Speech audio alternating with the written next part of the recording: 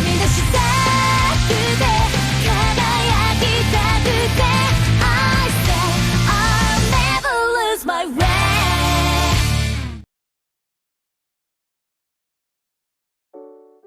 Halo semuanya, selamat datang kembali di channel Tidak Pernah Lulus. Ini hari Sabtu, jadi saatnya bahas Ultraman Omega episode terbaru. Dan hari ini adalah episode 3. Seperti biasa, gue akan bahas ceritanya sedikit, kemudian tentunya pendapat gue terhadap episode ini. Mana bagian yang bagus, mana bagian yang jelek. Dan nanti akan ada video tahunan membahas 3 episode awal, ya kalian tunggu aja lah. Oke, langsung aja gue bahas. Ini dia Ultraman Omega episode 3.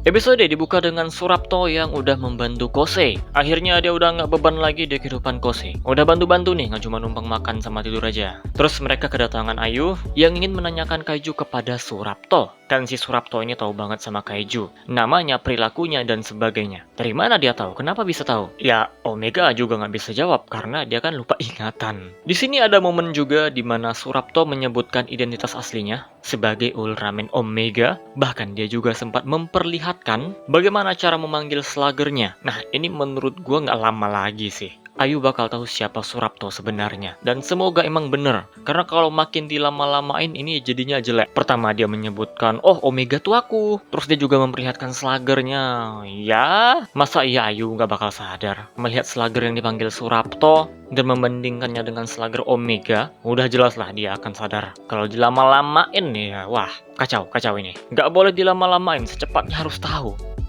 Kemudian Surapto mendeteksi adanya Kaiju, dan mereka bertiga pun langsung pergi ke tempat yang dibilang sama Surapto. Ternyata itu adalah tempat di mana dia terjatuh dari luar angkasa. Dia kemudian menemukan sebuah tanda aneh, dan ketika Kosei menggalinya ada sebuah batu. Cuma dia nggak ngasih tahu ya itu apa, karena dia pun nggak ingat. Ya itu jelas Rekinos lah apalagi. Cuma yang menarik di sini menurut gua Rekinosnya sebenarnya siapa ya? Karena dari tempat dia ditemukan, nggak jauh dari tempat Ultraman Omega jatuh. Tapi masalahnya Omega nggak begitu ingat sama dia. Sedangkan untuk Kaiju-Kaiju lain, Ultraman Omega malah tahu, bahkan nama mereka. Nah, jadi gimana nih? Apakah itu cuma kebetulan aja berdekatan? Atau emang Ultraman Omeganya aja yang nggak ingat? Nah, emang ini jadi misteri. Semoga semuanya dijelaskan ya. Termasuk kemampuan Omega yang bisa tahu Kaiju-Kaiju. Ya, seperti yang gua teorikan sebelumnya kan. Kan bisa jadi Kaiju luar angkasa yang pernah ditemui sama Omega, makanya dia ingat, makanya dia tahu. Atau emang kemampuan Omega aja yang bisa menganalisis Kaiju dengan begitu mudahnya. Makanya di sini dia bilang, ya itu semacam naluri aja. Tapi kan kalau naluri, kenapa bisa sampai tahu namanya? Jangan bilang dia cuma asal nyebut.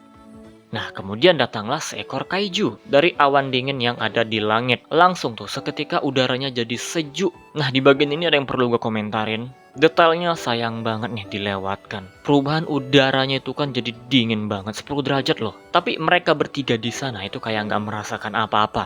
Untuk si Omeganya ya wajar. Sebagai seorang alien, sebagai seorang Ultraman, mungkin nggak begitu merasakan perubahan ini. Tapi untuk Kosei, untuk Ayu, kenapa mereka biasa-biasa aja? Nggak ada kelihatan mereka tuh kedinginan. Mana ekspresi dinginnya nggak dapet. Ini nih menurut gua sayang banget dilewatkan. Kemudian Kaiju itu yaitu Pigeon menyerang 3 karakter utama kita. Mereka terlempar lah gitu, dan ini juga jelek.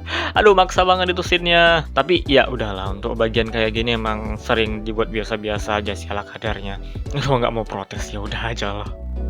Kemudian setelah Omega menyelamatkan Ayu, dia pun pergi untuk menyelamatkan Kosei yang terlempar akibat serangan udara dari Pigeon. Surapto lalu berubah menjadi Ultraman Omega sambil mengatakan mungkin ada yang harus dilakukan. Kemudian terjadilah pertarungan antara Omega melawan Pigeon. Omega yang terlihat waspada dalam menghadapi musuh, tapi ya musuh kali ini cukup sulit untuk dilawan karena dia bisa mengeluarkan udara dingin, dan menurut penjelasannya semakin dingin akan semakin ringan. Jadi Omeganya sampai terangkat-angkat, belum lagi diserang terus-terusan sama Kaiju itu, ya dia jadinya kewalahan. Dan tiba-tiba saja nih ketika si Kosei terlempar, batu yang ada di tangannya berubah menjadi seekor Kaiju, dan di situ jiwa Kaijunya kayak masuk ke dalam tubuhnya Kosei. Entah masuk atau terhubung, mungkin terhubung sih. Dan si Kosei ini kayak dibisikin sesuatu, langsung tahu nama Kaiju itu yaitu Rekinos. Tapi Kaiju ini nggak langsung nyerangnya, diam-diam aja. Barulah ketika si Kosei dalam bahaya, dia pun menyerang si Kaiju burung, dan terjadilah kerjasama antara Omega dan Rekinos. Tapi daripada kerjasama ini kayak masing-masing sih.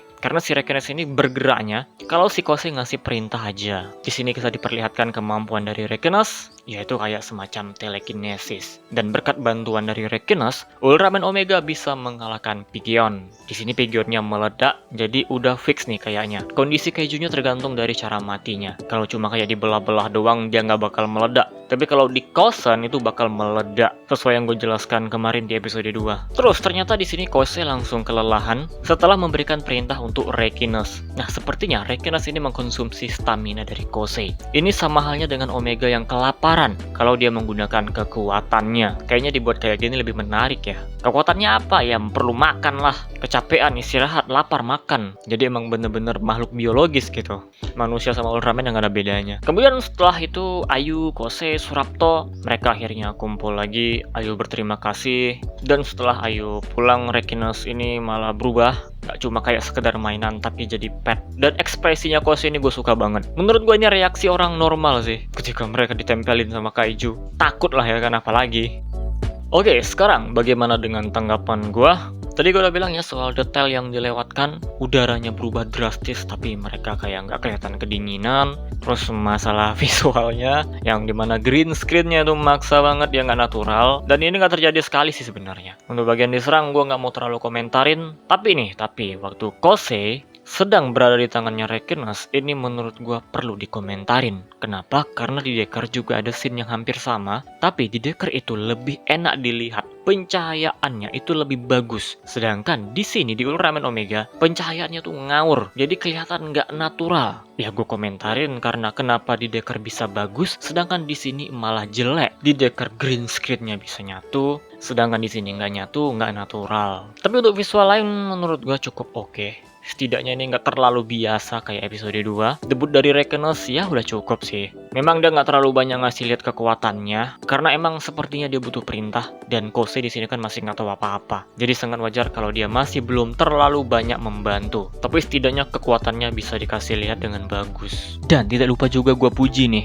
kalau CGI-nya Rekenes dalam mode pet, serius bagus banget ini. Dia kan kalau diam properti, kalau gerak berubah jadi CGI. Koreografinya juga lebih bagus episode ini. Ya episode 2 kemarin itu emang terlalu biasa-biasa banget visualnya. Belum lagi kalau kita bandingin sama episode satunya yang begitu wah, bener-bener terasa banget bedanya. Downgrade-nya tuh terasa. Untuk episode 3 ini udah umum sih kayaknya. Enggak yang begitu bagus banget, tapi yang nggak biasa-biasa juga. Harusnya sih standarnya kayak episode 3 ini. Jadi mungkin nggak seperti episode 1 terus-terusan. Yang bener-bener dibikin bagus itu ada momen-momennya. Kayak misalnya debut form, final battle. Ya intinya episode-episode yang sangat penting.